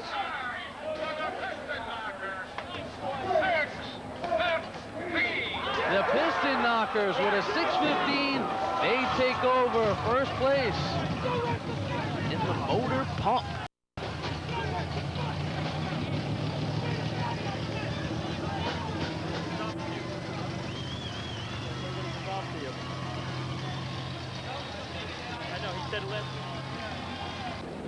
Back to the starting line, and don't look now, but it's the Hempstead Yellow Hornets.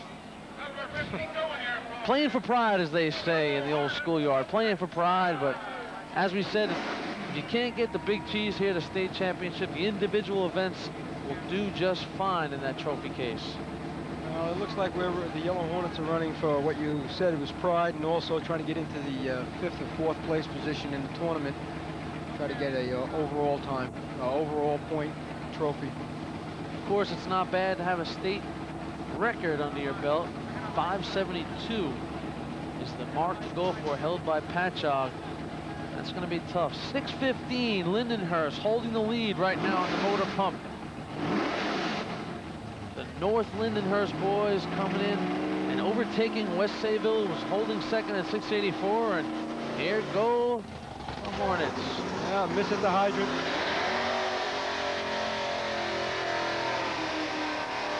Good shot on the target, but a miss at the hydrant. Good shot on the target. Didn't get the hydrant. You notice the Hornets go about 10 feet beyond that white line. That's been a point of contention.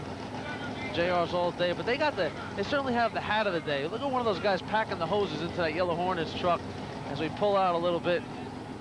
That is the hat of the day. Who is that wearing that hat, JR? Oh, that's Steve Marrero, one of the members of the team. We call him Big Daddy. Big Daddy's got himself a big old hat on. Well, tough luck for the Hornets in that run. Well, they still got a shot at 5th place in the tournament. Still bring home the trophy.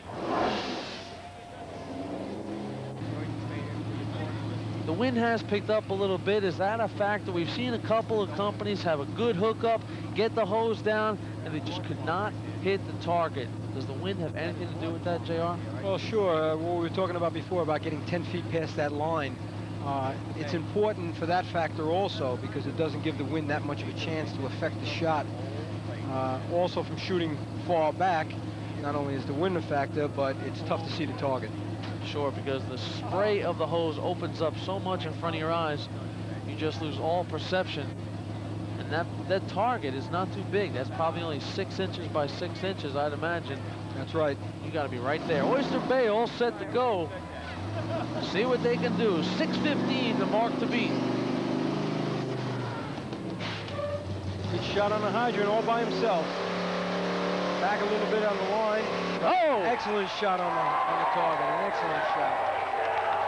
Oyster Bay will just sit back now and play the waiting game for that announcement. Will it be music to their ears? 6:44 moves him into 2nd place, and that is going to drop West Sayville into 3rd place, which would mean Central Islip would have to finish only 5th in this competition and pick up 1 point. They are the champions. Oyster Bay with quite a run here on the motor pump. Still got a few teams to go that can run this contest.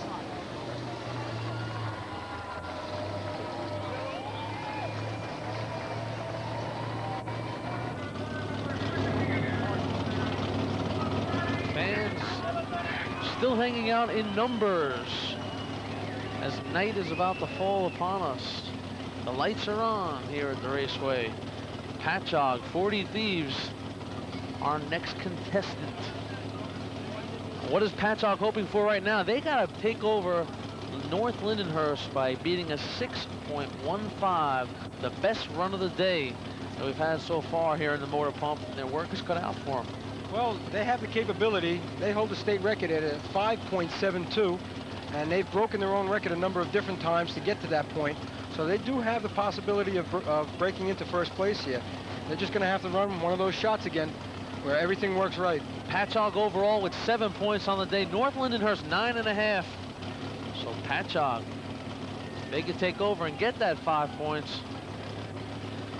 Can draw even closer to a second place finish. Waiting patiently for their turn.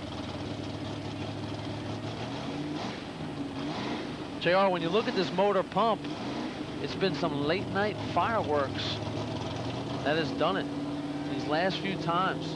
New Hyde Park a 624, Oyster Bay with a 644. Dropped out early West Sayville, and here goes Patchogue trying to make it happen. Good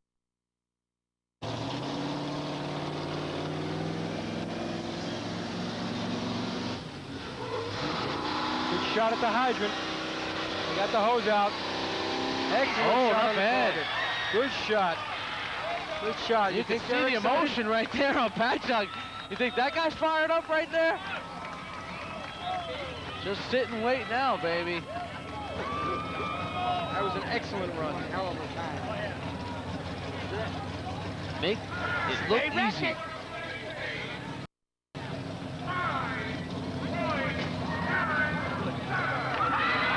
And there you have it, a sub 6-second run, 5.97 for the masters of the motor pump. Patchogue gets it under 6. They take over first place from North Lindenhurst, and give a salute to the boys. 5.97 as they ride off with the lead. What an excellent shot that was. My hat's off to them. They do it every time.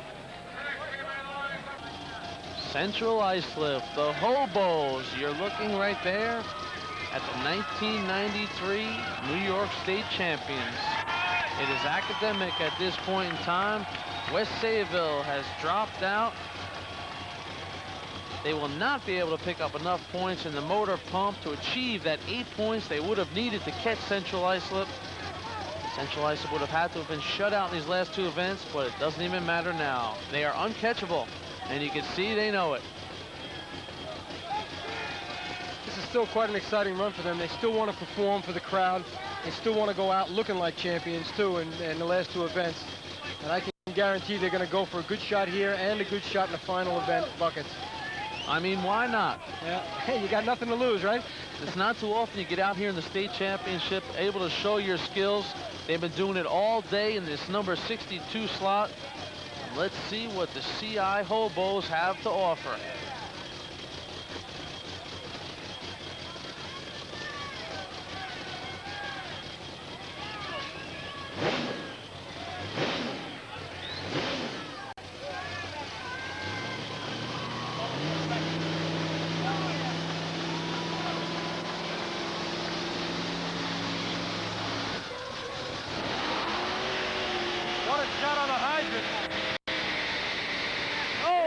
Target. What a great shot that was. That was what they call the power plunge into the hydrant. It certainly was. What a great shot. One motion and now, wow, hold on to your hats because they might give Patchogue a run for their money with that 597. And would it just be icing on the cake? Central Islip, they have been unbelievable here today.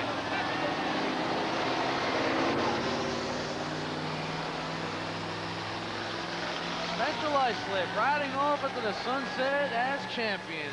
Okay, Gene, we're back down on the track. It's turned into a beautiful evening. The sun is starting to set. We're down here with the Patchogue 40 Thieves. You guys have held the record for this particular event. Have you come close to breaking it this time? Well, we came close to breaking it today. About 2/10, was it? 2/10 of a second off today. So it felt pretty good. You know, we had a 1-3 stick time, and everything seemed to work out. You guys are also one of the favorites, or among the favorites. How do you think that this event will end up turning out? Well, we won the event. I'm afraid that CI's locked in to win the tournament. They put up a hell of a show in the beginning of the tournament, and we made a few mistakes, and that's the way it goes. When you say a few mistakes, what would you have done over? The whole ladders. It was All right, guys, good luck to you. We're going to go back to Jim. Okay, Trish, thank you very much. And that brings us to our final event of the day, the ever-popular buckets.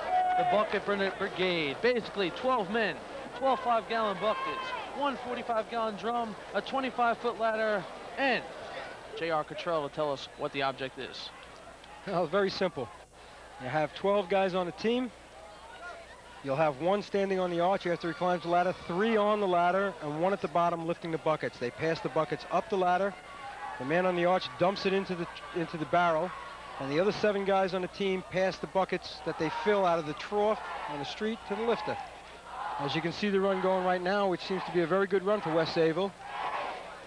West Sayville in search of locking on to second place. They have no chance for first place. Central Islip is our winner today.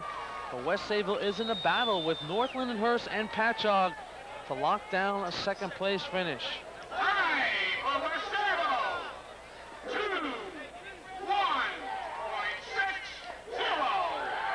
21:60 is a good time, but it can be beat. There's quite a few teams out there that can beat that. Next up on our buckets brigades, the North Lindenhurst Piston Knockers. Currently in second place overall. They will try and hold on, get some points here and hold on to that second place, but a Patchogue team that is coming on strong. Oh, where are the buckets, he is saying. Where are the buckets? Things do not look good right now for North Lindenhurst. JR, not a good sign when the man accepting the buckets at the top of the arch is looking down with his arms up in the air. Yeah, that's true. It had to be the 21:55 in order to take second place in the tournament. Does not look like it's going to be.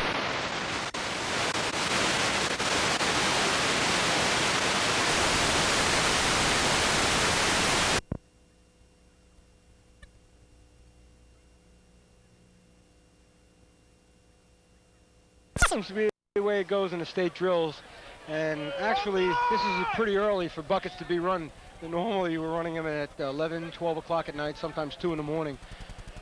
The fireman's drill is a long, long day. You would think the buckets, you'd want them about 2 o'clock in the afternoon days, because there is no way you sign up or volunteer for the buckets if you do not plan on getting completely saturated. That's true, that's true. It would be a nice refreshing pause at about 2 o'clock, but it's run at the end. And here we have Oyster Bay running. Oh. They get a good shot off here. They could do something with second place.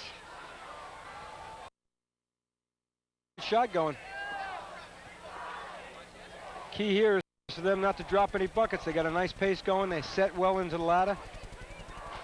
Once again, the element of everybody working in unison. A nice run right there. That's a nice run for them. Oyster Bay looking to nudge themselves into third place. 3 points behind Patchogue. I have to admit, they were a surprise to me today. There it is. 20.75. They will move into first place here in the bucket competition. Just what the doctor ordered for Oyster Bay. They can hang on. They will take over third place. Bucket, who's got the bucket there? JR. New Hyde Park, the Termites up next.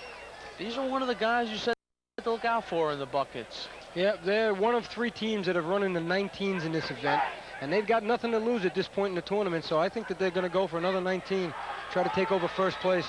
Coming right at you. Fill her up and pass them on. Decent set on the ladder, but they're pumping the buckets pretty well. Losing a little water. Oh, yeah.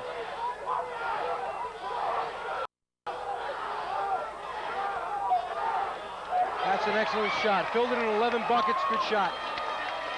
And the crowd appreciates it. The Termites. Looks like they might have done what they came to do here.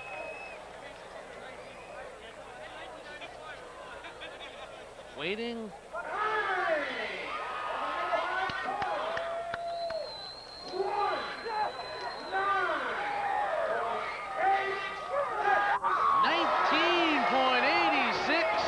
And the Termites love it. What an excellent run. Filled it in 11 buckets, which is just about the minimum that it takes. They set in the ladder very nicely, and they didn't lose much water. What a great run for New Hyde Park. The essence of teamwork right there. New Hyde Park breaks the 20 barrier. They are our leaders in the buckets.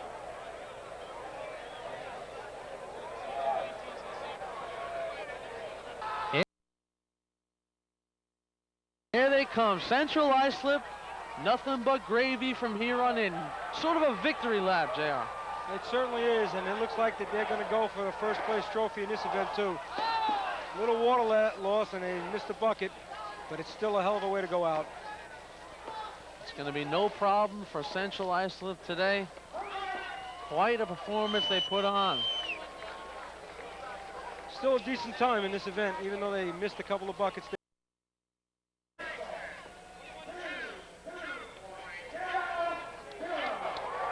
22 with 2 drop buckets. You can't beat that, JR. Even when Central Islip does wrong, they still manage to kick off a nice time. And right now, Artris Bergen has caught up with some of the winners from Central Islip.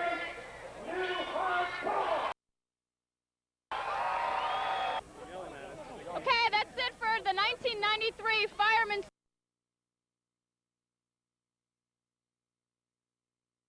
These are the Central Islip Hobos. Guys, you must be so thrilled that you won. It was fun, exciting. All the guys, got the older guys back to run. You guys were the record holders in the bucket brigade over here. Do you guys, where are you going after this? Are you having a big party? What's going on? Partying. Getting drunk. Give me the microphone, I'll tell you. This is what it's all about. This is what we work for all year, and this is why we're here today, and this is why we race great, and we're going to have a great time. And what's the one more thing? One more thing. No. One more thing. All right, let's hear it for you guys. Woo! Good job, good job. Jim, we're going to go back to you. This was an excellent event today. My name is Trish Bergen. I had a great time. Back to you, Jim. All right, Tricia, thanks a lot. A great job by you today. Hey, do we have you in a couple different locations today? You were here, you were there. A fantastic job, but also a fantastic job by the Central Islip. You really can't say enough about them, JR. Oh, they did a terrific job. They came out of the ladder events with 15 points, the most you could get, and then they just continued on. They had a little mishap in C-Hose, but then they came back like troopers. How about this event itself? Hempstead, a great job. Oh, they did a terrific job. The committee, Ralph Frail and John Shepard, who ran the show today, did a tremendous job. Chief himself. I can't say enough about everybody that was involved in this. My kudos to them. Everybody involved, including, of course, the Cablevision crew. What a long day for these guys. Everybody hustling, truly getting the job done. So for J.R. Cottrell, I'm Jimmy Cavallo, and as the chief would say, I hope all your buckets are full, and I hope you hit all the targets. So long, everybody.